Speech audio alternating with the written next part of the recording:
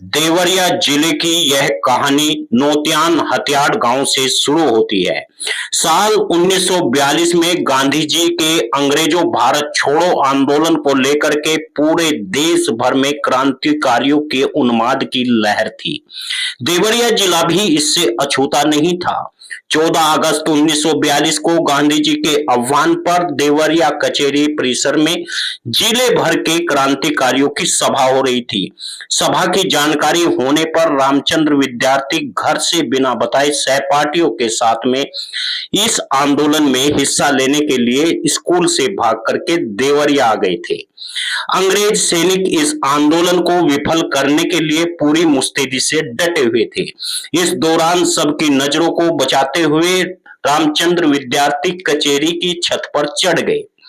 वहां उन्होंने ब्रिटिश हुकूमत का यूनियन जैक फाड़कर फेंक दिया।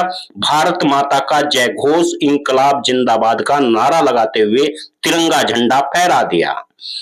13 साल के इस मासूम बालक की हिम्मत और दुस्साहस को देख करके उस वक्त के परगना अधिकारी उमराव सिंह आग बबूला हो गए। उसने अंग्रेज सैनिकों को आदेश दिया और धुआंधार गोली चलवाई, लेकिन रामचंद्र विद्यार्थी गोलियों की बौछार के बीच बिना डरे भारत माता का जय घोष करते हुए शान से तिरंगा फहराया और अंग्रेजों की गोलियों से छलनी होकर के इंकलाब जिंदाबाद का नारा लगाते हुए शहीद हो गए। उनकी शहादत की खबर चारों ओर फैल गई। तिरंगे में लपेट करके उनके शव को ले जाया गया, जहां उनका गांव में बगल की छोटी गंडक नदी के किनारे उनके अंतिम संस्कार हुआ। नदी घाट पर भी मासूम शहीदों को अंतिम विदाई देने के लिए भारी भीड़ उमड़ पड़ी। देश आजाद होने के बाद में 1949 में तत्कालीन प्रधानमंत्री जवाहरलाल नेहरू ने शहीद के नौतियान हथियाड़ गांव में रामचंद्र विद्यार्थी को उनके माता पिता को चांदी की थाली और गिलास देकर सम्मानित किया। शहीद रामचंद्र विद्यार्थी के पैतृक गांव में उनकी प्रतिमा लगवाई। शहीद की याद में आज भी बच्चे गर्व महसूस करते हैं उनकी प्रतिमा को देखकर। जिला मुख्यालय पर रामलीला मैदान में स्मारक स्थल बनवाया गया है, जिस कचेरी पर यूनियन जैक फाड़कर उन्होंने तिरंगा फहराया था। उनकी याद में एक विशाल पार्क और स्मारक भी बनाया गया है, जिसका काम लगभग अब पूरा हो गया है। इसके भारतीय इतिहास के सबसे कम उम्र के बलिदानी रामचंद्र विद्यार्थी, जो देवरिया जिले के नौतियान हथियाड़ गांव के रहने वाले थे, वह बसंतपुर घूसी स्थित स्कूल में कक्षा 5 के छात्र थे। अंग्रेजों द्वारा भारतीय अत्याचारों की बातें सुनकर रामचंद्र विद्यार्थी का मन द्रवित हो जाता था। उनके पिता बाबूलाल प्रजापति और उनकी माता मोती रानी देवी थी और उनके बाबा भरदुल प्रजापति, जो देशभक्त थे।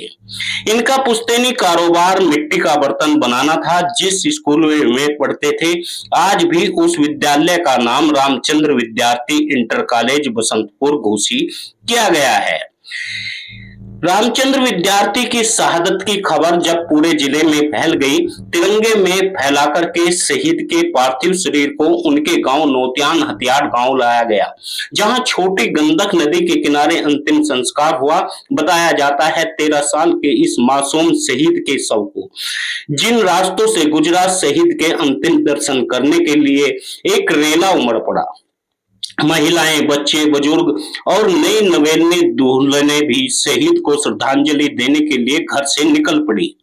इस घटना से पूर्वी उत्तर प्रदेश के युवाओं में एक नया जोश पैदा हो गया और धधक रही स्वतंत्रता आंदोलन की ज्वाला तेज हो गई। एक मासूम बच्चे का यह दुस्साहस देख करके जिस तरह गोलियां चलवाई, मगर आजादी का यह दीवाना गोलियों से छलनी होने के बावजूद भी मां भारती का जय घोष और तिरंगा फैलाने में सफल हुआ और अंत में शहीद हो गया। 13 साल की उम्र में देशभक्ति का ऐसा जज्बा पूरे विश्व में इतिहास में कोई बिरला ही मिलता है। मुक्त करने के लिए भारत की गुलामी यूं ही हजारों देशभक्तों ने अपनी शहादत दी, मगर देवरिया जिले के इस देशभक्त ने मात्र 13 वर्ष की उम्र में अपनी जान कुर्बान कर दी। जी हां, हम बात कर रहे हैं शहीद रामचंद्र विद्यार्थी की, जो गांधी जी के आह्वान पर भारत छोड़ो अंग्रेजों के आंदोलन में कूद पड़े। कहा जाता है आंदोलन में हिस्सा लेने के वक्त यह कक्षा 5 के छात्र थे। 14 अगस्त 1942 को वे घर से बिना बताए ही घर से भागकर देवरिया पहुंच गए थे। उन्होंने कचेरी की छत पर अंग्रेजों का यूनियन जैक फाड़कर फेंक दिया था और वहीं पर तिरंगा लगा दिया गया था। रामचंद्र विद्यार्थी का यह स्मारक स्थल आज भी बना हुआ है, लेकिन उत्तर प्रदेश सरकार अब इस पर पर्यटन स्थल का ऑफिस बनाना चाहती है। इस कार्यालय के कार्य को रोकने के लिए तिंदवारी पूर्व विधायक ब्रजेश प्रजापति ने यह कमान संभाल ली है। अब वे हर जिले में जाकर के शहीद सम्मान यात्रा निकाल रहे हैं। शहीद स्वाभिमान इस यात्रा को लेकर के वे कई जिलों से गुजर चुके हैं। ऐसे में मुजफ्फरनगर, सहारनपुर, बागपत, शामली, गाजियाबाद, मेरठ और उसके बाद आगे बढ़ते हुए मुरादाबाद, बिजनौर आदि जिलों में वे गुजरते हुए जा रहे हैं, जिस कारण समाज के लोगों में काफी रोष भी नजर आ रहा है और समाज के लोग उनके साथ में चल भी रहे हैं।